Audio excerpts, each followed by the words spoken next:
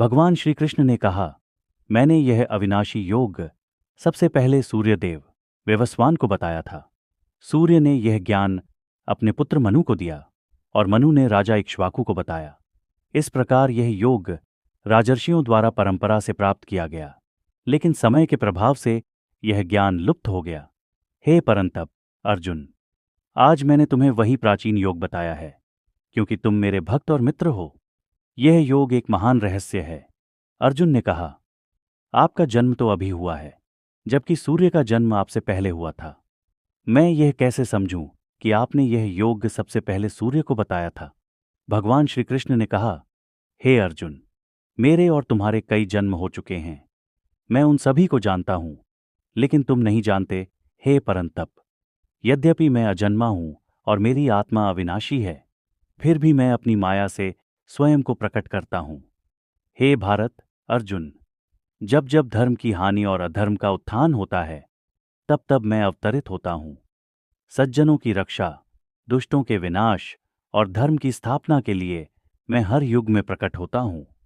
जो मेरे दिव्य जन्म और कर्म के रहस्य को जानता है, वह शरीर छोड़ने के बाद पुनः जन्म नहीं लेता और मेरे धाम को प्राप्त होता है। जो लोग राग, भय और क्रोध से मुक्त होकर मेरे शरणागत होते हैं और तपस्या द्वारा पवित्र हो चुके हैं, वे मेरे स्वरूप को प्राप्त होते हैं। जो जैसे मेरी शरण लेते हैं, मैं उन्हें उसी प्रकार फल देता हूं। सभी मनुष्य मेरे ही मार्ग का अनुसरण करते हैं। हे अर्जुन, जो लोग कर्मों की सिद्धि चाहते हैं, वे देवताओं की पूजा करते हैं, क्योंकि मनुष्य लोक में कर्मों से सिद्धि शीघ्र प्राप्त होती है। मैंने ही गुण और कर्म के आधार पर 4 वर्णों की रचना की है। यद्यपि मैं इसका कर्ता हूं, फिर भी मैं अकर्ता और अविनाशी हूं। मुझे कर्म नहीं बांधते, न ही मुझे कर्म के फल की कोई इच्छा है। जो मुझे इस प्रकार जानता है, वह भी कर्मों से नहीं बंधता। पूर्व काल के मुक्ति इच्छुक जनों ने इस ज्ञान के साथ कर्म किए थे, इसलिए तुम्हें भी उसी प्रकार कर्म करना चाहिए जैसा उन्होंने किया था। कर्म क्या है और अकर्म क्या है, इसे ठीक से जानना आवश्यक है। कर्म का ज्ञान गहन रहस्य है। जिसे कर्म में अकर्म दिखाई देता है और अकर्म में कर्म दिखाई देता है, वही मनुष्य ज्ञानी है और वह योगी है।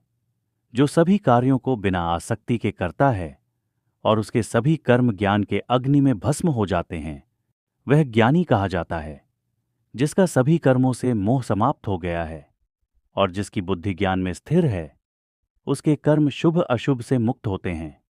जिसने कामनाओं का त्याग कर दिया है और जिसने ममता को छोड़ दिया है, वह शरीर से कर्म करते हुए भी पापों से मुक्त रहता है।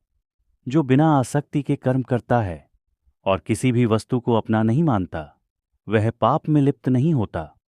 जो संतोषी है, द्वंद्वों से मुक्त है और सफलता असफलता में समान रहता है, वह बंधनों से मुक्त रहता है।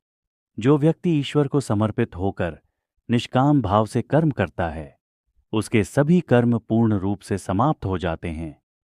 जो व्यक्ति कर्म के उपकरण और फल को ब्रह्म में देखता है, वह कर्म करते हुए भी ब्रह्म को प्राप्त करता है।